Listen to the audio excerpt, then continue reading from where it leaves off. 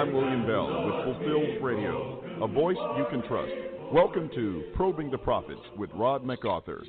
Join us every Friday from 11 a.m. until 12 noon Central Standard Time for an exciting adventure through the prophets with Rod MacArthur.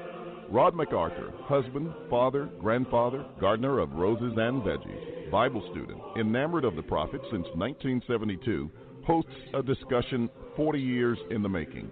Currently living in Auburn, Washington, Rod has preached in Moscow, Idaho, Spokane, Washington, and Terre Haute, Indiana, before moving to Auburn. Welcome to Probing the Prophets with Rod.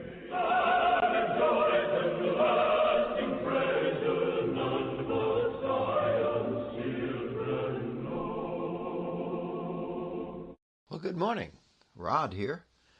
And we are back in the book of Genesis. Mainly, we're going to be focusing on Abraham this morning.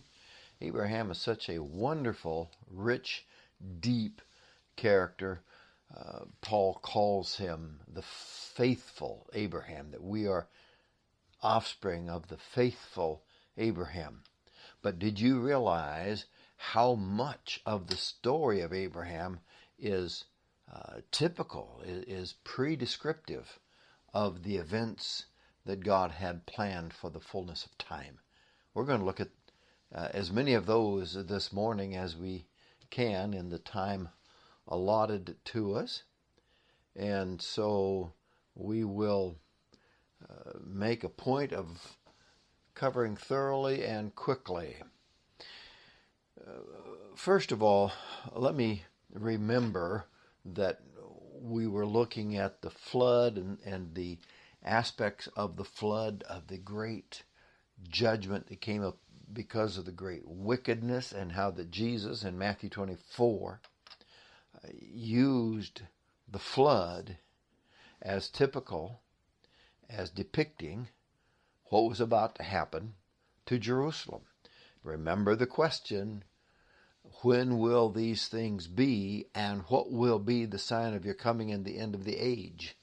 And that was in question that was formed when Jesus said, not one of these temple stones will be left upon another that won't be torn down. And that immediately sent the apostles curious about when the end of their covenant age would come. And so Jesus said it's going to be like the flood, didn't he? It's going to be like the flood. There'll be marrying and giving in marriage and life going on like normal, and the flood came and took them all away. In Revelation 12, which is parallel to, or typical, the antitype of the type was in Isaiah 8 of the Assyrian invasion, which was referred to as a flood, a river overflowing its banks. And then Revelation 12, the Roman invasion, was seen as a great river sent to swallow up God's beloved wife, but the land helped the woman and swallowed the flood up instead. And so we have the flood being the type, the Noah flood being the type of God's judgment upon his people, and it's iterated through time. So we have those events in the early part of Genesis as typical of God's end time dealing with his people. Remember, in Genesis we have this interesting division of the book. The first 11 chapters are 4 critical events, ending with the tower. We're going to talk about that here in just a bit. So you have the creation and the fall and the flood and the tower, the 4 key events that are discussed in those first 11 chapters. And then in the rest of the book, chapter 12 through the end, 4 important men, Abraham, Isaac, Jacob, and Joseph. We'll be talking about Abraham for the majority of our morning. In Genesis 11, however, before we get to Abraham, who's called at the end of chapter 11 and the beginning of chapter 12, want to look at just quickly the tower incident, and chapters 10 and 11 deal with that. 10 is just a catalog of where the various nations went when the flood, or at the fall of the tower, at the collapse of the society building the tower. And so 10 has the spread of the nations, but 11 has why they spread. So in verse 1 it says of chapter 11, the entire earth use the same language and the same words. That's it. Just easy to pass over that phrase, and I challenge you never to pass over it lightly again. They were of the same language and the same words.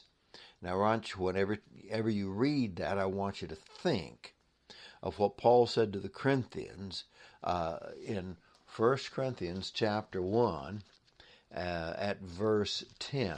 Let me get there quickly, and we'll read that, and I think you'll see why I'm flagging this one down for you. He says, "Now I exhort you, brothers, by the name of our Lord Jesus Christ, that you all speak the same thing. There be no divisions among you." Well, here in Genesis, that's exactly the way they were before their rebellion brought about this confusion of languages. God told them to spread out and multiply. They said, let's stick together and build us a high-rise city here so that we won't be scattered. It says in verse 5, God looked down and saw what they did. And then in verse 6, I love verse 6, because this is God's assessment of what's possible when verse 1 is true. That is, they use the same language and they use the same words. God said, Genesis 11:6, "Behold, they are one people. They all have the same language, and this is what they've begun to do. And now nothing which they purpose to do will be impossible for them." Isn't it amazing, the power of unity? And I don't mean just we come together and have a few things in our creed book that we agree upon, but that it's the kind of unity that Paul talked about in 1 Corinthians 1 at verse 10, that you all say it the same, there be no disagreements, but you be perfectly united together in the same mind and in the same judgment. God says when they're like that, nothing is impossible to them. So, since they're in rebellion to me, and they are such that nothing's impossible to them, let's do this. Now this is parallel in impact, not completely and totally, but there's an echo of what happened at the garden. God says, lest they come and take of the tree of life and live, he banned them from the garden. So lest they put their minds together and accomplish things, let's confuse their language. Let us go down there and confuse their language, that they may not understand one another's speech. So Yahweh scattered them abroad from there over the face of the whole land, and they stopped building the city. This was not the city God wanted. This is not the city God was going to build. We read in the book of Isaiah, there's a city coming, and we read in Hebrews 11 that even Abraham was looking for the city, whose builder and architect is God, who is founder, a city with foundations. This is not it. Some human-built city is not it. But I stray from my point here, and my point is, at this place in time, God decided that we need to scatter them, confuse their language and scatter them, because they're not doing things my way. And this is not the city. Guess what happened when God started building the city that he was going to give his people forever and ever and ever? You remember in Acts 2, what happened in Acts 2? As Peter stood up with the 11, they all began preaching the word, and everybody in the audience, about 17 different languages, even if all 12 men are standing up, all 12 apostles, even if all speaking at the same time, and that's possible if there were different sub-venues, but even if 12 is not 17, is less than 17, but all 17 say, we hear them speaking in our own tongue, in our own dialect, in our own language to which we're born, the powerful works of God. And that day, 3,000 of them were baptized into Christ, and it started to spread. My point is this. When man was in rebellion and trying to build the city his way, God scattered them by confusing their language. When God started building his city his way, he let them all hear the same language and gathered them together. Quite a reversal, powerful reversal. But that leads us then to the end of chapter 11, where we have the Abraham actually left the Ur of the Chaldeans and came up into Haran, and then from there was called into Canaan. Actually, in verse 32 of 11, and the days of Terah were 205 years, and Terah died in Haran. Now Yahweh said to Abram, this is 12:1, go forth from your country, and from your relatives, and from your father's house to the land which I will show you, and I will make you a great nation, and I will bless you, and I will make your name great, and you will be a blessing. And I'll bless those who bless you, and I'll curse the one who curses you, and in you all the families of the earth shall be blessed. So here is a call as well as a promise given to Abraham. I'm going to bless. Well, what does that mean? I wonder what that meant to Abraham or Abram. Bless them, bless your seed, make a great nation out of you, give you a land, and bless the whole world in you. One thing that we have nailed down in our thinking, and rightly so, remember what Paul said over in Acts 26, where he said, I stand before you, verse 22, to this day, testifying both the small and great, stating nothing but what the prophets and Moses said was about to take place. I'm not preaching anything outside of the prophets and Moses.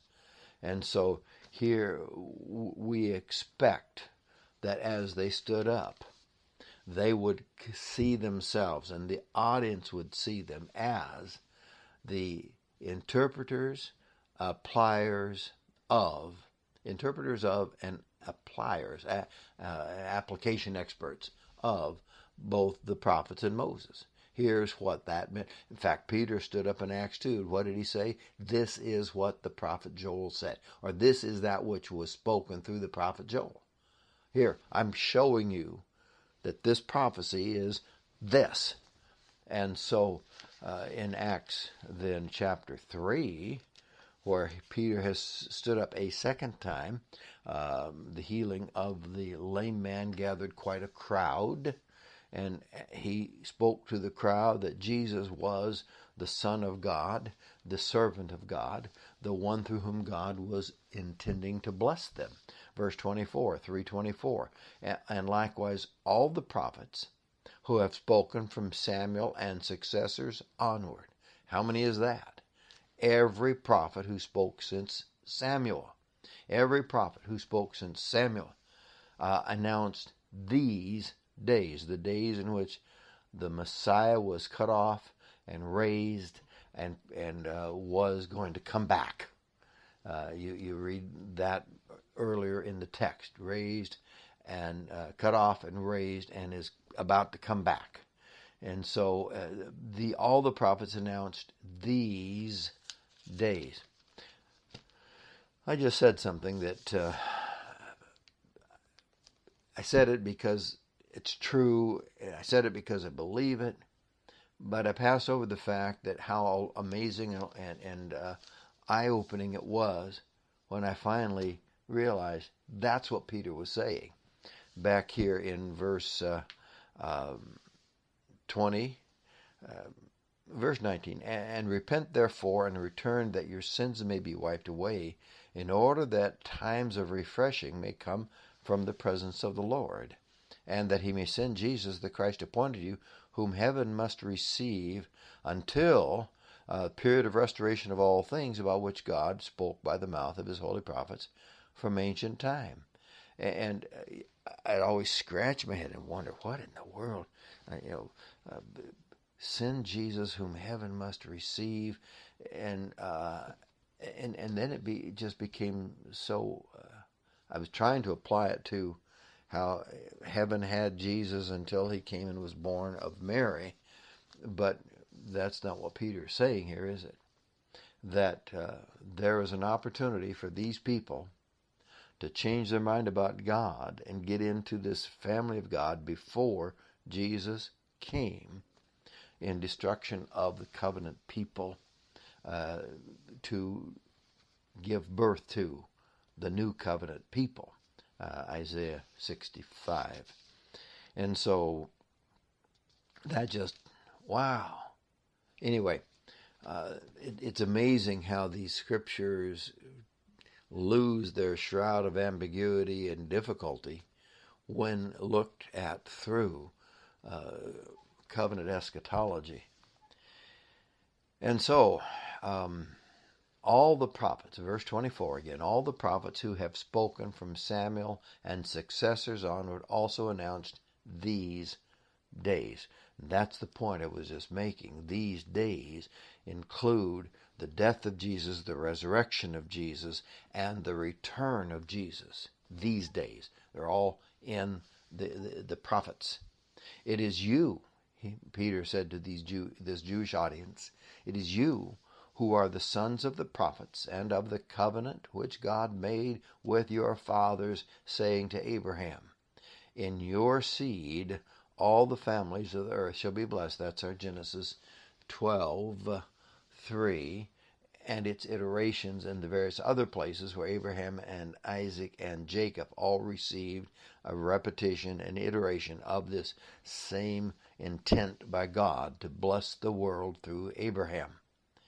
Now watch how Peter interprets that, explains that, applies that, and says this is what God was talking about. For you first, God raised up his servant, and earlier in the text we understand that servant to be Jesus, and sent him to bless you by turning every one of you from your wicked ways. You see, the blessing was not some abundance of harvest or crop or material well-being or peace or physical healing.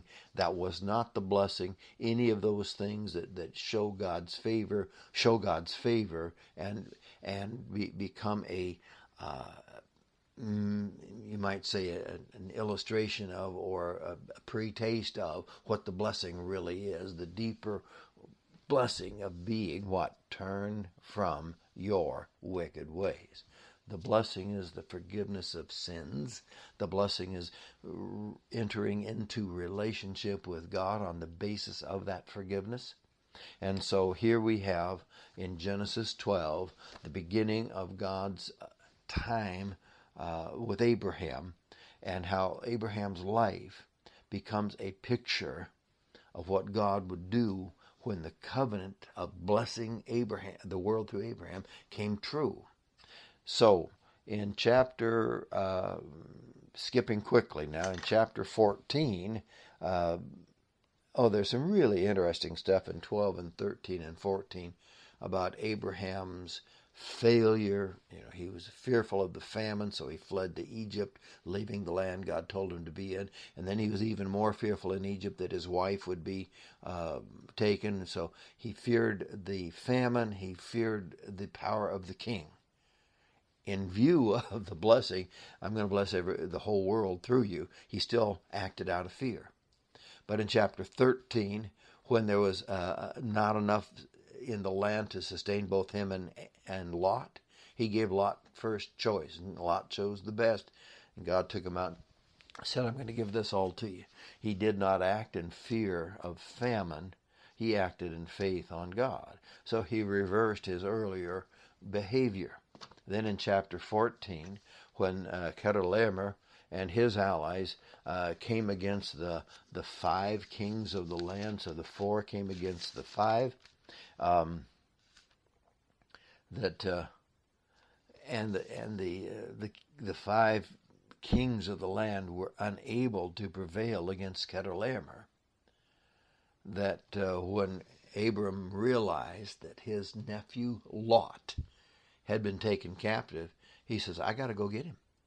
So he and his 318 men, plus his ally of Mamre and Eshcol and Aner, went after him. So when Abram was in Egypt, he feared the king, but here, a powerful army that has subdued 5 cities, Abram is not concerned about. He went after him and prevailed. So there's this reversal of his former failure of faith by his victorious faith in facing the famine and in facing the fierce king. So, as this all comes then to a head, Abram's returning successful with the family of Lot rescued, with the townspeople rescued, with the goods rescued, and he met Melchizedek, or as the Jews might say, Melchizedek. And he met him. And Melchizedek, king of Salem, brought out bread, I'm reading now verse 18, and wine and spread, and he was a priest of God Most High. And he blessed him. Melchizedek blessed Abram and said, Blessed be Abram, God of God Most High, possessor of heaven and earth, and blessed be God Most High, for who has delivered your enemies into your hand. And he gave him 1/10 of all.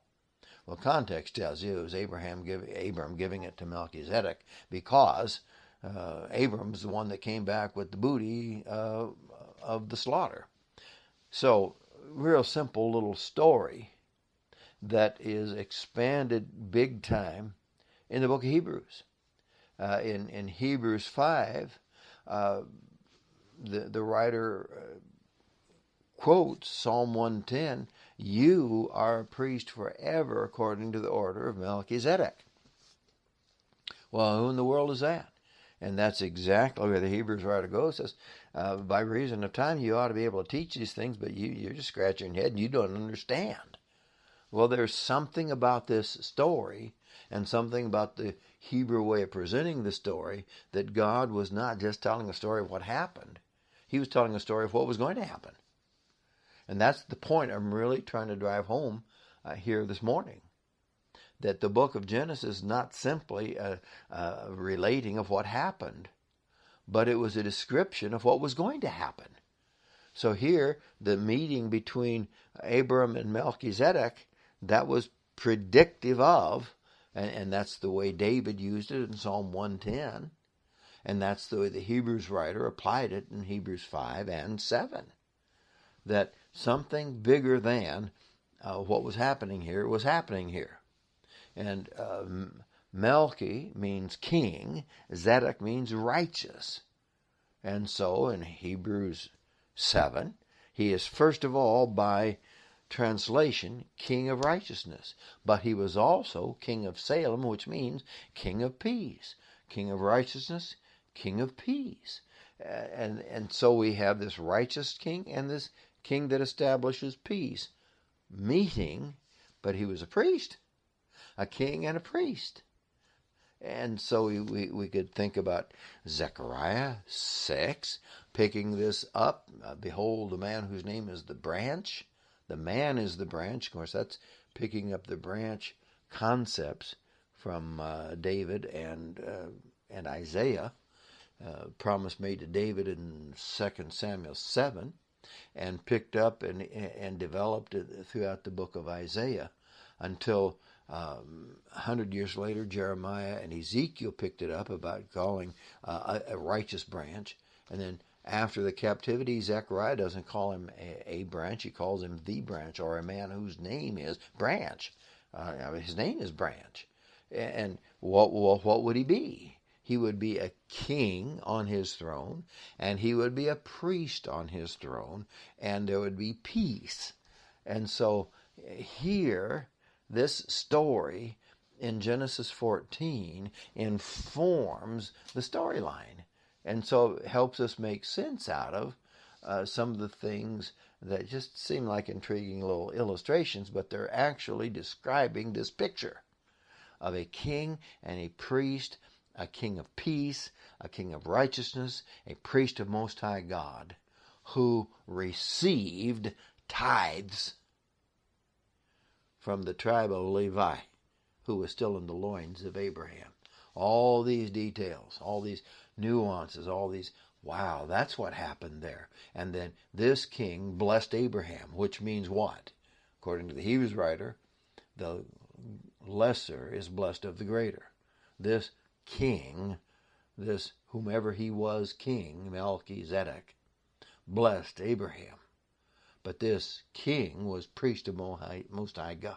And the Christ would be a priest after that order, which would be infinitely superior to the Aaronic priesthood, which is the Hebrews writer's argument.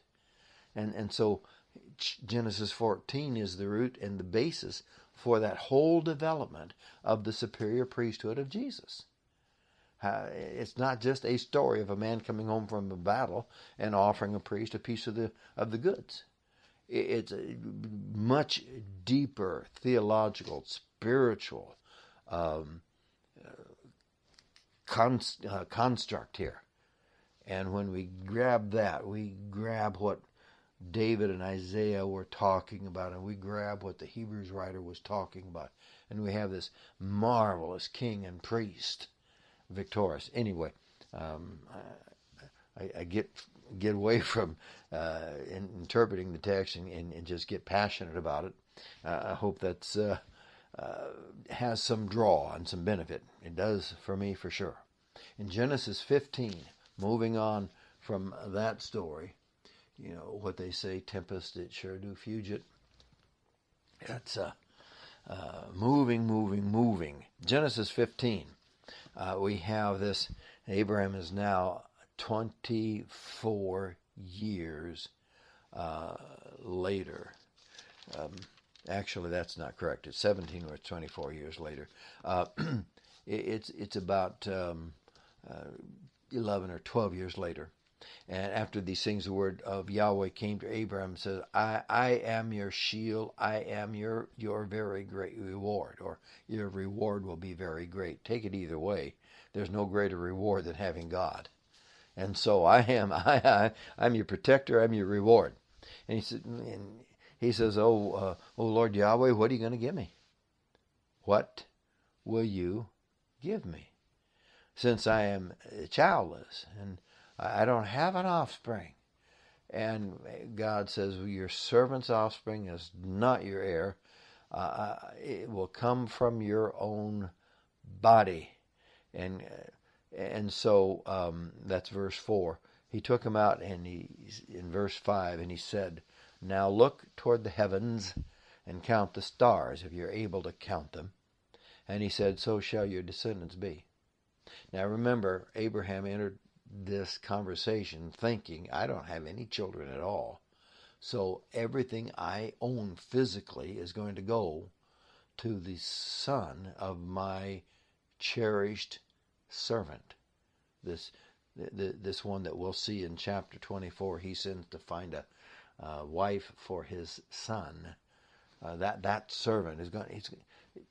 I'm saying he was cherished, he was honored, he was deeply respected, and Abram was willing to leave it all to him.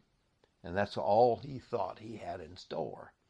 And God says, no, it's going to be somebody that you give birth to. Now, from 75 till now, in just a little while, we're going to see the birth of Ishmael, who was 13 years older than Isaac, who was born when Abram was 100, which is 25 years after the initial promise. And so 25 minus 13 is 12. Minus 1 is 11. This is 11 years into a promise. I'm going to bless the whole world through you. And Abram's had nothing.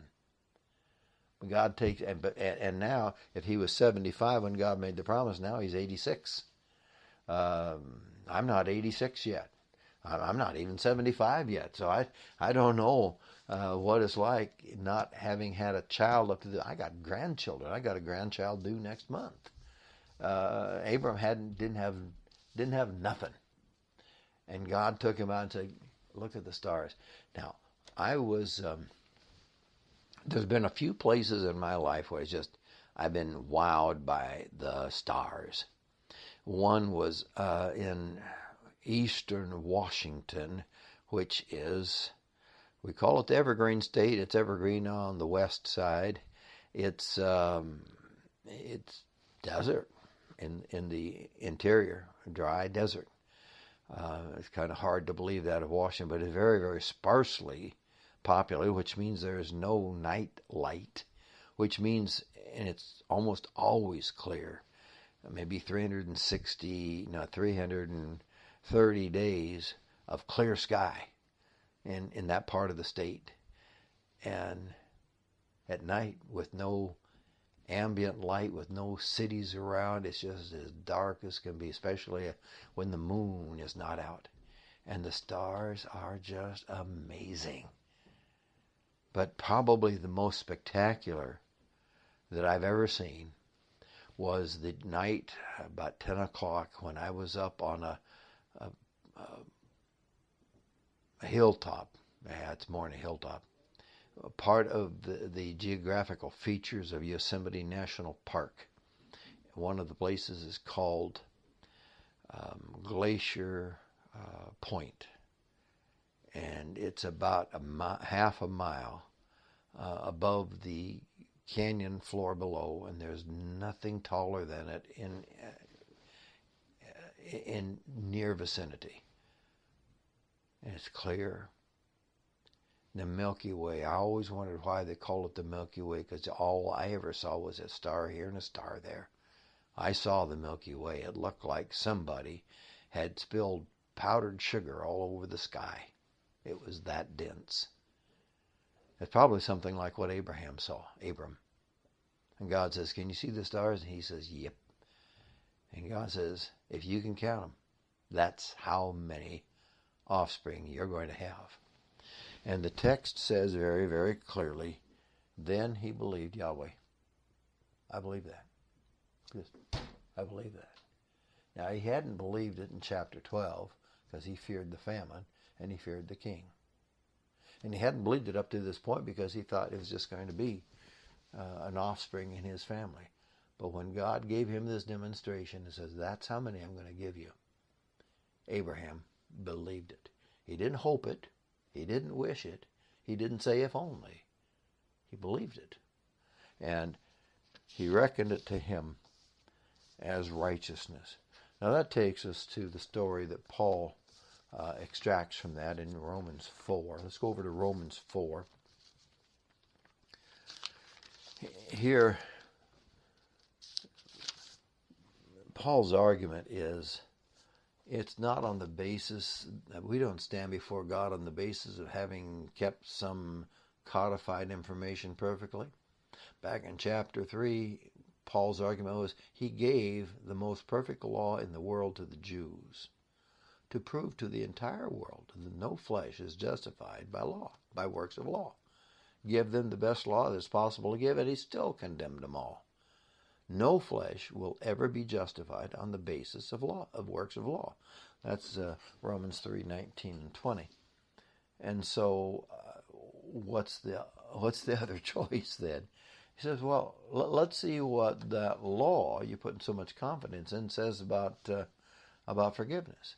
And David, when he was forgiven of his sin with Bathsheba, said it is blessed are the lawless, verse 7, blessed are those whose lawless deeds have been forgiven and whose sins have been covered. Blessed is the man whose sin the Lord will not take into account. Now, Paul, interestingly, applied David's comment there from Psalm 32. He applied it to the discussion of Abraham. He just, because he says Abraham believed God and it was reckoned to him for righteousness. Not the fact that he had lived righteously. I mean, his failure with, back in chapter 12, at age 75 or older, not just a young pup still in his trying to control the growing manhood in him. This is an old man who, well experienced, he still failed. His faith failed him. And so how did he have a relationship with God? He was forgiven. Say he was forgiven, and the Lord reckoned it to him as righteousness. And so David's comment in Psalm 32, how blessed is the man whose lawless deeds are forgiven and not held to him. And so Abraham had to be forgiven, is the point. Now watch what he goes on to say in verse 10. How then was it reckoned? While he was circumcised or uncircumcised? Well, we get the covenant of circumcision in chapter 17, but this statement is in chapter 15 of Genesis. So while he was uncircumcised, and he received the sign of circumcision in chapter 17, a seal of the righteousness of faith, which he had while uncircumcised in chapter 15. And oh, by the way, those chapters are, a few years apart. Now watch this, that he might be the father of all who believe without being circumcised. Is it possible for a Gentile to believe in God and be righteous and never be circumcised? That's what verse 10 is saying, that righteousness might be reckoned to them. That is at verse 11. And verse 12, the father of circumcision. So he's the father of the uncircumcised who have the kind of faith that he had, that the righteousness of faith which he had while uncircumcised, he might be the father of all who believe without being circumcised. So the father of the faithful, even if they're not circumcised. Verse 12, and the father of circumcision to those who not only are of the circumcision. Now, in other words, it's not just, hey, I got the foreskin cut off there, therefore I'm good to go. I'm in covenant with God. See, I got this little snippet taking place. But who also follow in the steps of the faith of our father Abraham, which he had while uncircumcised. Now, what's the key point? It's not circumcised or uncircumcised, it's faith. You walk by faith. And so he took him, showed him the stars, he believed it. He was reckoned righteous. The point that I'm driving at is how the book of Genesis, how the story of Abraham is predictive and depictive of the relationship of God's restored people. Remember, we're working on the chapter 3 event where man was kicked out of the garden. And and the flashing sword of the cherubim was keeping him from the tree of life. We're working on reversing all that. And here we see in Abram, it's I believe God. And that how Paul then takes that and says, here is how we deal with the problem of our own weakness and faith failure. We do it the same way Abraham did. A couple other passages here in Romans 4. Look down at verse 17. As it is written, a father of many nations I have made you, in the sight of whom he believed. God, who gives life to the dead and calls into being that which does not exist. And so Abraham, he knew how barren his wife was. He knew how that he had not been able to have children with her. He knew that. Read on. In hope against hope. Looking at this thing from a human perspective, there was no hope. I frequently illustrate this with a strike anywhere match. that was struck once and burned. And you got this black head instead of the red or the green, whatever color your phosphorus is, you got a black head instead. It's already been burned. Now, go strike that match. Ain't no way. There's no way that match will burn. And you know it because the laws of physics, the laws of nature are all against it. Here's a woman who'd never had a child and now has gone through her change. And she's not only never had a child, the plumbing is done shut down. It's not there. It's the change of life has taken place, and Abraham knew that. And so hope, because God said it would happen, against hope, as it appears from every human analysis of the situation, there's no hope, but there is hope because God said so. So in hope, against hope, he believed, in order that he might become a father of many nations, according to that which he had spoken, so shall your descendants be. Again, going right back to, look at the stars, Abram. Can you count them? That's how many you're going to have. And he knew that that was a promise from God, and so he knew it was true, and he was willing then to act on it. Watch what I'm saying by that. And without becoming weak in faith, he contemplated his own body. In other words, he didn't just go blindly into this. He knew the difficulties. Now as good as dead, since he was old, 100 years old, and the deadness of Sarah's womb. She'd never had a child, and she's 90. Yet, with respect to the promise of God, he did not waver in unbelief, like he did in Genesis 12. He wavered in unbelief. God told him, you're going to have this land, and it's going to be filled by your people. And yet when the famine came, he fled. And when Pharaoh took an interest in his wife, Moses pimped her out for food. Here he doesn't waver in unbelief, and grew strong in faith, giving glory to God, and being fully assured that what he had promised he was also able to perform. Therefore, it was also reckoned to him as righteousness. I want you to understand, and James will come along later and say that this is where Abraham's faith worked in the offering up of Isaac, and therefore that this fulfilled. He believed God, and therefore it was reckoned to him as righteousness. What I'd like to say on that is Abraham's faith became so convinced in God's promise-keeping nature that whatever God asked him to do from this point on, it was as good as done. And so was it illustrated in Abraham going into a wife to have a child that he has never had a child with a different understanding? Yes. Was it illustrated in Abraham taking the son up to offer him on the mountain? Yes. So it's that faith. See, that what God had promised, he was fully able to perform. God can keep his promise. Therefore, that level and depth of faith, which then went ahead and did whatever God asked, because I believe that you can do and will do what you said you would do. That active faith. And so it was reckoned to him for righteousness.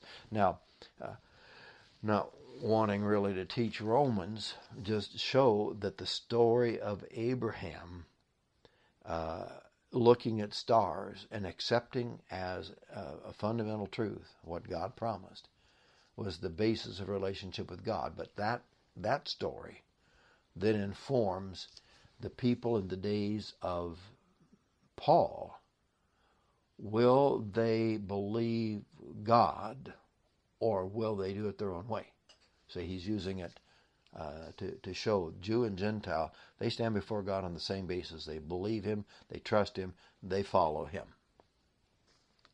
In chapter 17 of Genesis, moving on as tempest tempest is even a bigger fugitive than I thought. In Genesis 17, we have in verse 5, you shall no longer be called Abram, but your name shall be Abraham. Now here's where he's 99, and here is where God said it's going to be this time next year that Sarah is going to have that child. And so, no longer Abram, but Abraham, and I'll make you the father of a multitude of nations. And you go on reading through verse 8. It's a reiteration of the promise. You're going to have this land. Now, I love what Moses said in Deuteronomy 32 at verse 43. Rejoice, O nations, his people, for he will avenge the blood of his servants, and will render vengeance on his adversaries, and will atone for his land, his people. God's land is his people. And not a territory that they live on, but his people. This is my kingdom. This is my land, my people. And so here, Abram was promised that his offspring would possess the land. That's just a prophetic way of saying your offspring are going to be the people of the living God.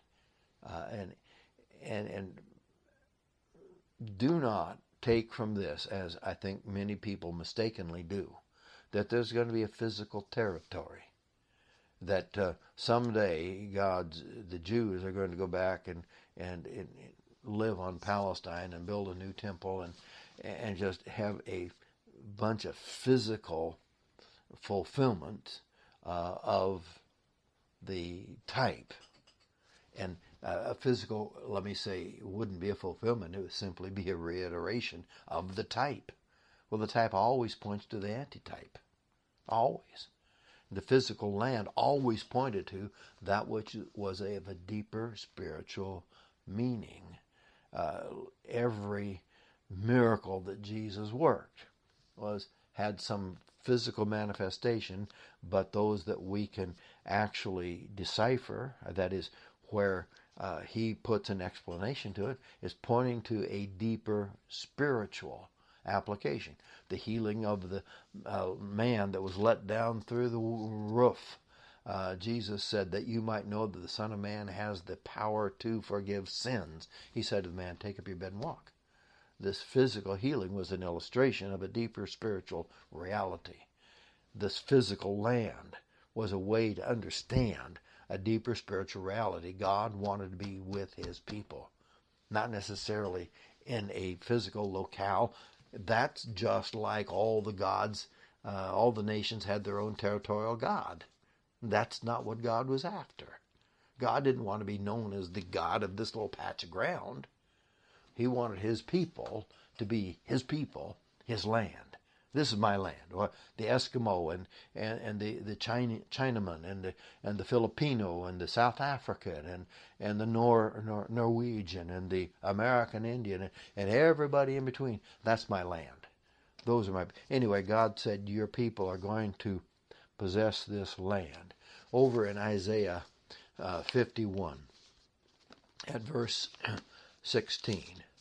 This is so impressive, and this is maybe not the beginning, but where the concept of new heaven and new earth started to actually come into focus in the book of Isaiah. It's certainly not the first place where creating heavens to be lived in or creating the earth. That those fragments of ideas come earlier in the book of Isaiah. But here in Isaiah 51 verse 16. God says to Isaiah, and I don't know if he's talking about Isaiah in person or if he's talking about the nation as a collective, perhaps the faithful remnant. I don't know which. I have put my words in your mouth. So is he talking about Isaiah here, I want you to say this? Or is he saying to the nation, I've given you my words so you can put them in your mouth, they can be your words? I don't know, but watch. And have covered you with the shadow of my hand. That's why I think it might be more than just Isaiah. I don't think it's the entire nation, because he makes a big distinction between my servants and you, talking to the nation later in the book. But I've covered you with my hand, with the shadow of my hand. Why? To establish the heavens, to found the earth, and to say to Zion, you are my people. Here, they already were a physical nation. They already had a covenant. They already were standing on and living in the land. And he says, I've done this in order to make, to establish heaven and earth. To establish the earth and to establish the heavens, to establish earth, and to say to Zion, you are my people.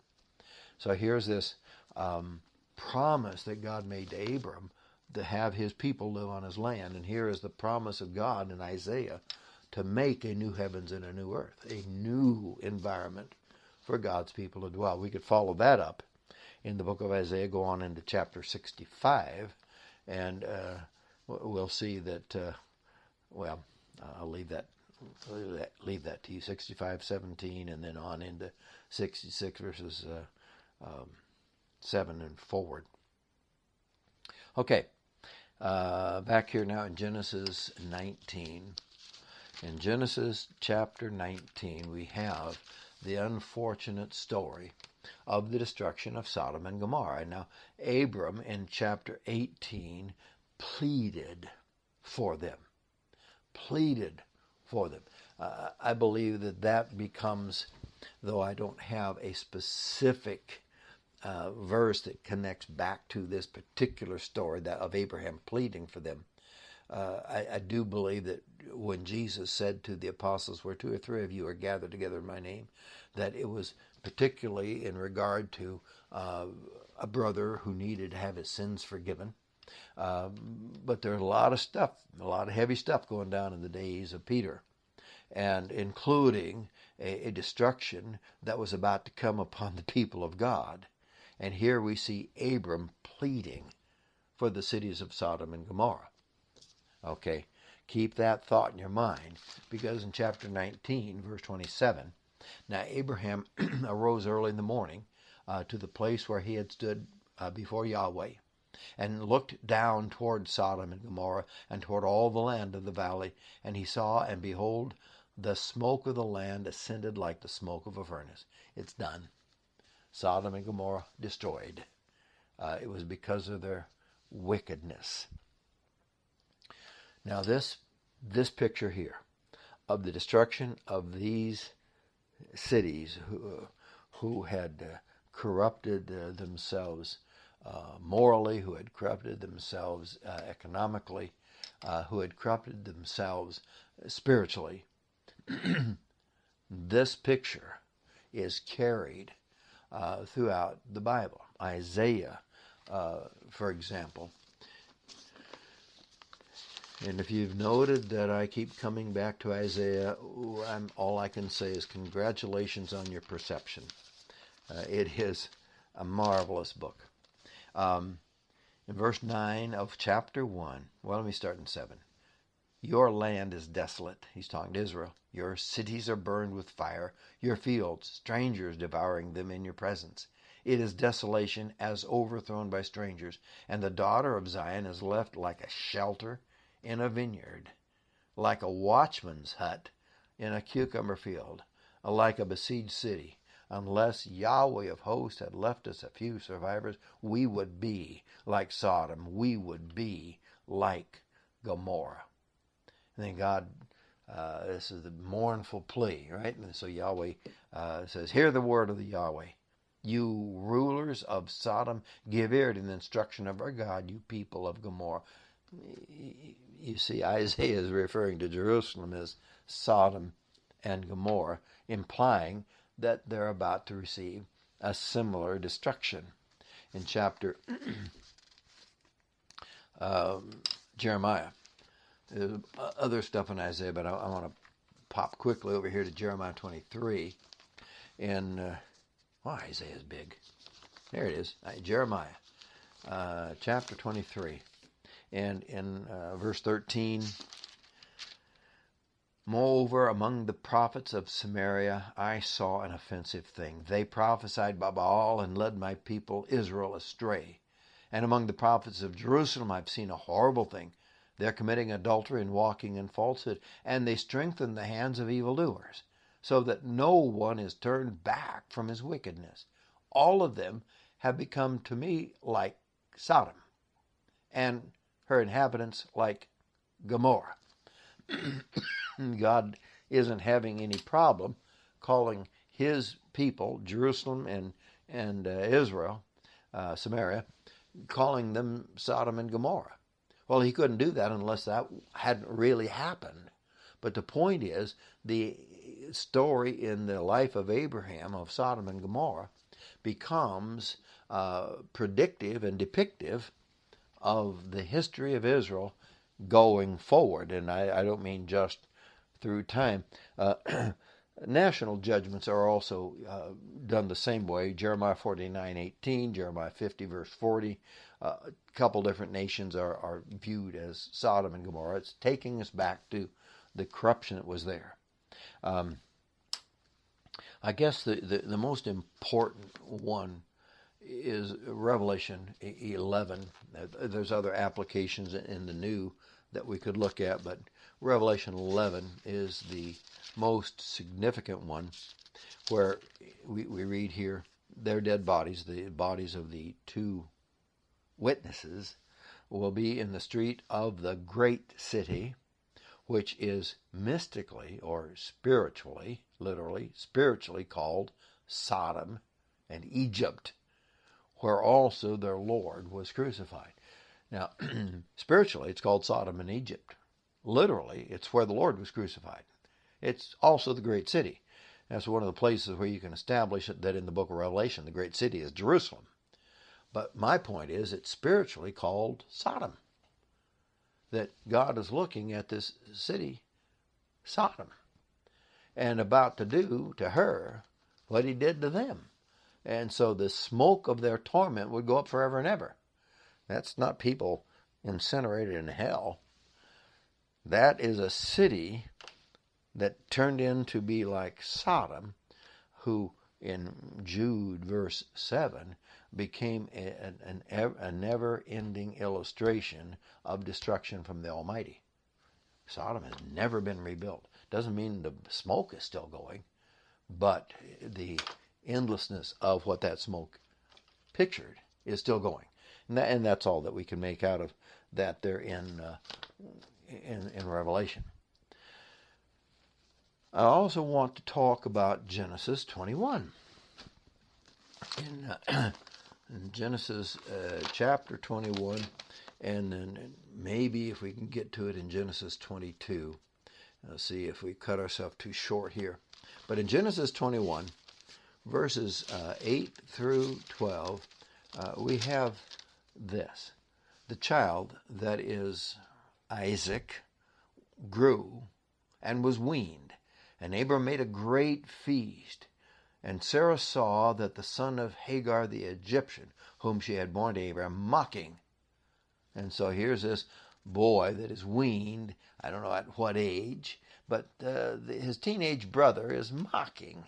And Sarah said, "Drive out the maid and her son, for the son of this maid shall not be an heir with my son Isaac."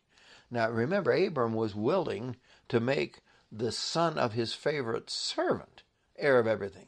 Now he has his own son by the handmaid. That would be even tighter relationship. And his wife says, "Drive him away. He's not going to be an heir with my son." So Abram did.